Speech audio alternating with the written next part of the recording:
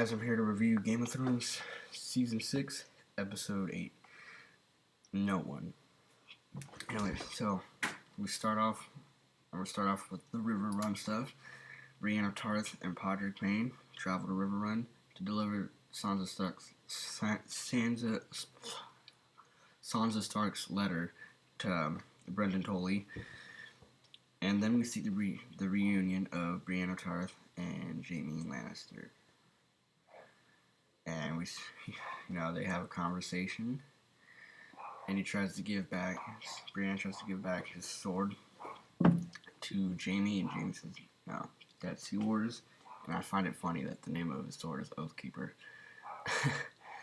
Anyways, and then, we have Bronn and Podrick messing around outside. The usual Bronn stuff that he does. Anyways, Brienne tries to tell, I'm going to go in there, I'm going to talk to the Blackfish, I'm going to try to get him to surrender. But she said if that does not work and it comes to a fight, that her oath to Catelyn Stark will force her to fight Jaime. And Jaime says, I hope it doesn't come to that. And then Brienne visits the Blackfish and is stubborn, being him stubborn self, he doesn't, answer to it. And then, Edmure Tully, which, we're having tons of returning characters lately. Edmure Tully we haven't seen since the Starks got fucked up at the Red Wedding. He's been a prisoner all that time. Jaime's talking to him about how he admired Lady Stark and how Cersei and Lady Stark both love their children. And he says, and then Edmure is like, do you think yourself a decent man? Because he's doing what he's doing. And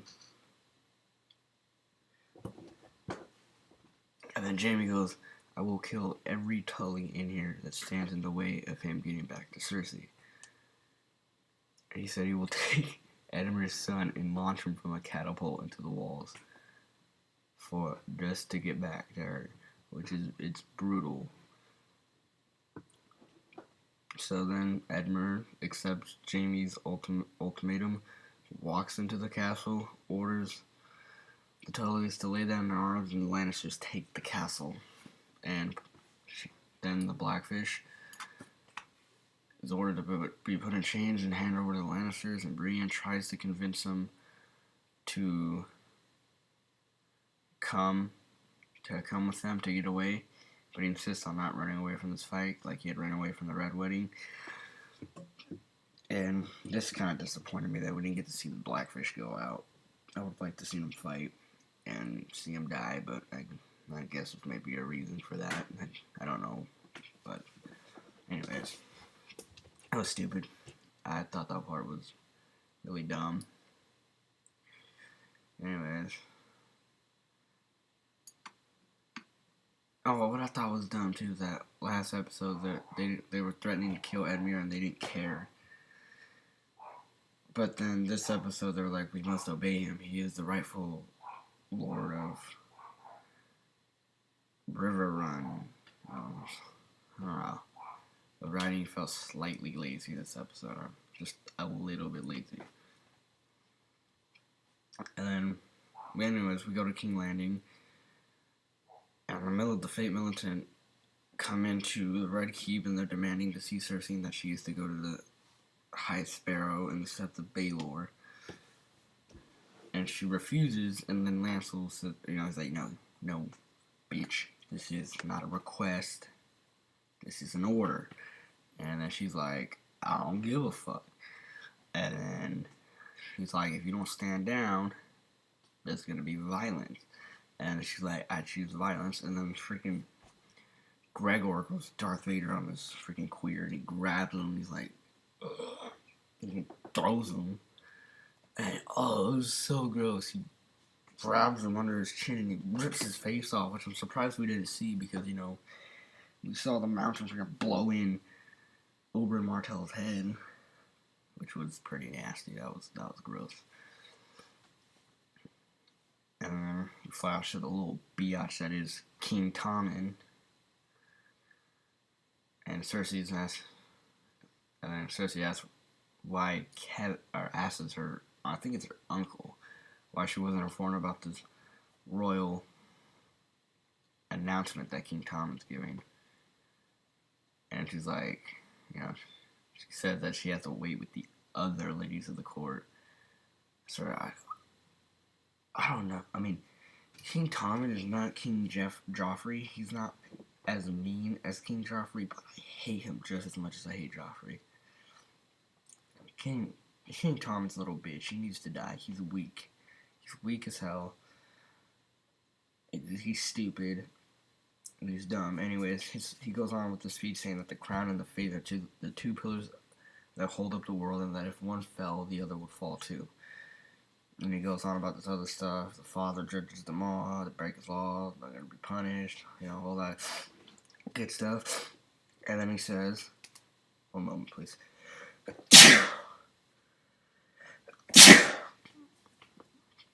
And then he says, Loras, Tyrell, and Cersei's trial will be held in the Sept of Baelor on the first day of the Festival of the Mother. And then he said something that kind of shot down a theory that I was hoping would happen. And that was Clegane Bowl, the Mountain versus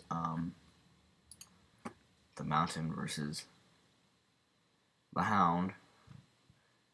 But that's not happening because King Biatch freaking announced that trial by combat is forbidden in the Seven Kingdoms, saying that it's a scheme for those who want to escape punishment and judgment, because they know that nobody's going to beat Sir Gregor. But somehow, someway, I honestly still believe that the Hound versus the Mountain will happen eventually in some form. Maybe just not this season.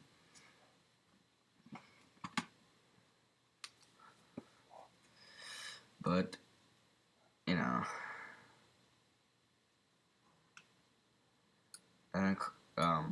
Cersei's homie, I think he's like Qyburn or something, said they had been investigating some rumor that she told them about, and that the rumor was turned out to be much more than a rumor. I don't know what that could mean, but maybe it has something to do with Tyrion, possibly. Maybe the Mountain, or not the Mountain, the Hound. Maybe he has little birds too. I don't know. It seems like everybody has little birds now, ever since Varys started doing it, but whatever. But I'm thinking maybe that could have something to do with. Maybe she found out where Tyrion is. Maybe she found out about the mother of dragons. I don't know. Or she's known about it, but maybe something bigger. Anyway, speaking of the mother of dragons, we see a bit of a bromance between Tyrion and Varys as they're walking down to the marketplace, and Varys is going off on some secret expedition because Daenerys needs friends. And speaking of, maybe that rumor has something to do with Varys. I don't know. Anyways, he's going on an expedition back to Westeros to find friends for Daenerys, because to take back the Seven Kingdoms, she's gonna need some friends. And he's like, "Bye, Tyrion," and then he's like, I should not be seen with the most famous dwarf in the city by walking down there." And then Tyrion corrects him, "The most famous dwarf in the world." Anyways, it was a cool little bromance between them, playful banter.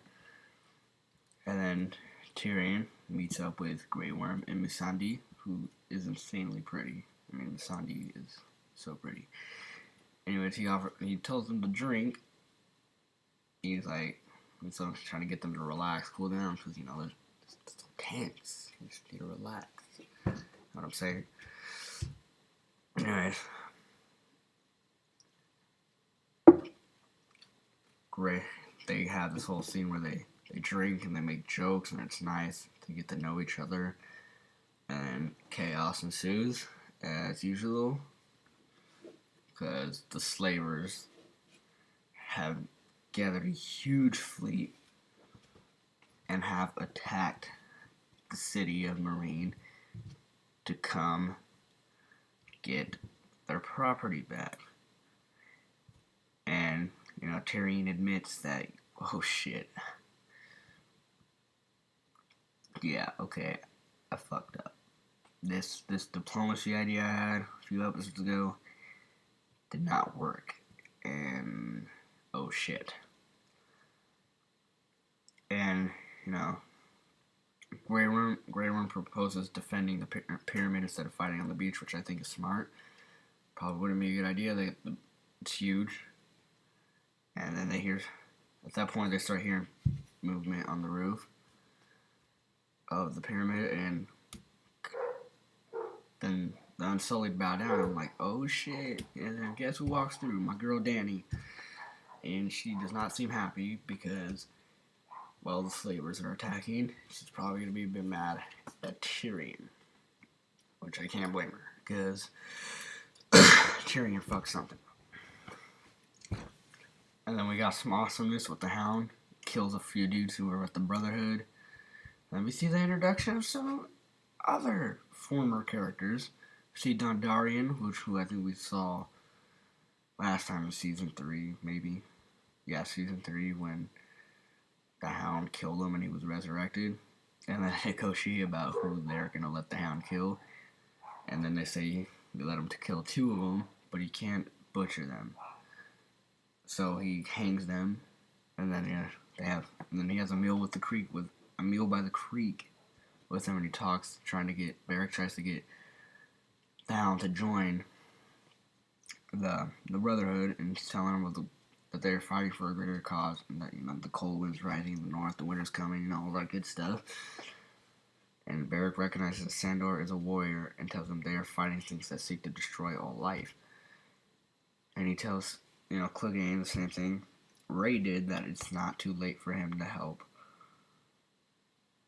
the lives, to help people more than he's damaged people, or something like that. Which, and this seemed like also with Beric being there, that it may have shut down another introduction of a character, from the books, Lady Stoneheart. But I think that it is possible, very much still possible, that Lady Stoneheart can be introduced. I just think that they're going to do it in a way we don't expect. Because I think Lady Stoneheart is too cool of a character to not reintroduce, and it's not too weird for this show. It's something they've done before. They've gone into the vein of the supernatural. I still think there's a way that they can do it.